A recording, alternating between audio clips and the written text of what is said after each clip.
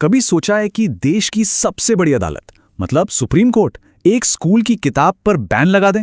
सुनने में कितना अजीब लगता है ना, पर भारत में ठीक यही हुआ। ये कहानी है एक किताब की, एक अदालत की और एक बहुत बड़े विवाद की। तो चलिए जरा इसे करीब से समझते हैं। और पता है इस पूरे हंगामे की जड़ क्या थी? ये एक बयान। सुप्रीम कोर्ट के इन शब्दों ने बस समझिए एक ऐसी बहस छेड़ दी जिसकी गूंज पूरे देश में सुनाई दी। ईमानदारी से कहूं तो ये एक ऐसा कदम था जिसकी किसी को उम्मीद नहीं थी। तो सवाल यही है कि आखिर हुआ क्या था? मतलब ऐसा क्या था कि देश की सबसे बड़ी अदालत को 13 साल के बच्चों की एक किताब पर बैन लगाना पड़ गया? तारीख थी 26 फरवरी 2026। इस दिन सुप्रीम कोर्ट ने एक ऐसा फैसला सुनाया जिसने सबको चौंका दिया। फैसला यह था कि क्लास 8th की एक नई सोशल साइंस की किताब पर पूरी तरह से पाबंदी लगा दी गई है। तो अब सबसे बड़ा सवाल यही आता है कि भाई इस किताब में आखिर ऐसा था क्या? वो कौन सी बात थी जिसने इतना बड़ा बवाल खड़ा कर दिया? मामले की जड़ थी किताब का एक चैप्टर जिसका टाइटल था हमारे समाज में न्यायपालिका की भूमिका। और इसी चैप्टर के अंदर एक सेक्शन था जो सीधा सीधा जुडिशरी यानी न्यायपालिका में भ्रष्टाचार पर बात कर रहा था। और बस यही वो हिस्सा था जिस पर सबसे ज्यादा बवाल मचा। उस किताब में एक आंकड़ा दिया गया था, और वो भी ऐसा वैसा नहीं, एकदम चौंकाने वाला। उसमें लिखा था कि 2017 से 2021 के बीच जजों के खिलाफ भ्रष्टाचार की करीब 1600 शिकायतें दर्ज की गईं। अब आप सोचिए, ये नंबर तो आग में घी डालने जैसा ही था। और मजे की बात यह है कि किताब का पूरा फोकस सिर्फ जुडिशरी पर था। लेकिन अगर हम सरकार के दूसरे हिस्सों के आंकड़े देखें तो कहानी कुछ और ही नजर आती है। राजनीति में इतने केस पेंडिंग पड़े थे, ब्यूरोक्रेसी में रिश्वतखोरी की बातें थीं। तो सवाल ये उठा कि किताब ने सिर्फ एक ही पिलर पर उंगली क्यों उठाई? तो ठीक है, अदालत ने अपना फैसला सुना दिया, लेकिन उसके बाद क्या हुआ? अब देखते हैं कि इस फैसले का असर क्या पड़ा और जो एजुकेशन बॉडी इसके लिए जिम्मेदार थी उसका क्या रिएक्शन था। जैसे ही मामला गरमाया, एनसीईआरटी तुरंत एक्शन में आया। 25 फरवरी को उन्होंने एक ऑफिशियल बयान जारी किया। इसमें उन्होंने कहा कि ये गलती अनजाने में हुई है, और उन्होंने जुडिशरी के लिए पूरा सम्मान जताते हुए माफी मांग ली।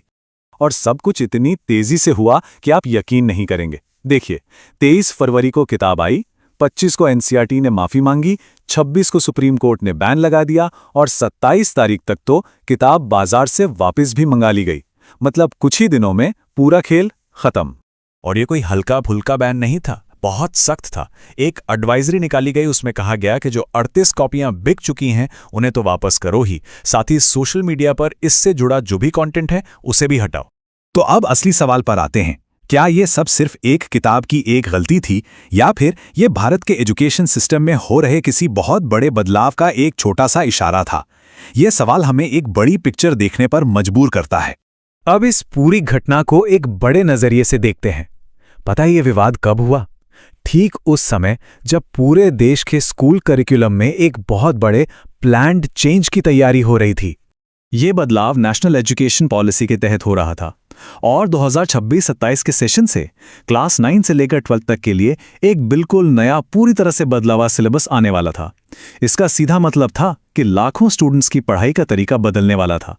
तो सवाल यह है कि क्लासरूम के अंदर आखिर क्या बदलने वाला था? स्टूडेंट्स की पढ़ाई पर इसका क्या असर पड़ने वाला था? और ये कोई छोटा मोटा बदलाव नहीं, बल्कि एक बहुत बड़ा शिफ्ट था। पुराना सिलेबस वही सालों पुरानी किताबें और थियरी पे अटका हुआ था, लेकिन नया syllabus practical knowledge, financial literacy और कावेरी जैसी एकदम नई इंग्लिश की किताब पे फोकस कर रहा था। और ये बदलाव हर सब्जेक्ट में हो रहा था, जैसे कि मैथ्स और एडवांस हो रही थी। साइंस में प्रैक्टिकल पर ज्यादा जोर था। सोशल साइंस में एंशिएंट हिस्ट्री और प्रैक्टिकल इकोनॉमिक्स जैसे टॉपिक आ रहे थे, और इंग्लिश में राइटिंग स्किल्स को पूरी तरह मॉडर्न बनाया जा रहा था। और रुकिए, ये बदलाव सिर्फ किताबों तक ही नहीं था। अब स्कूलों में 10 बैगलेस डेज का कॉन्सेप्ट भी आ रहा था। मतलब 10 दिन बिना बस्ते के स्कूल जाना, सिर्फ प्रैक्टिकल एक्टिविटीज करने के लिए। साथ ही डिजिटल लर्निंग पर भी जबरदस्त फोकस था।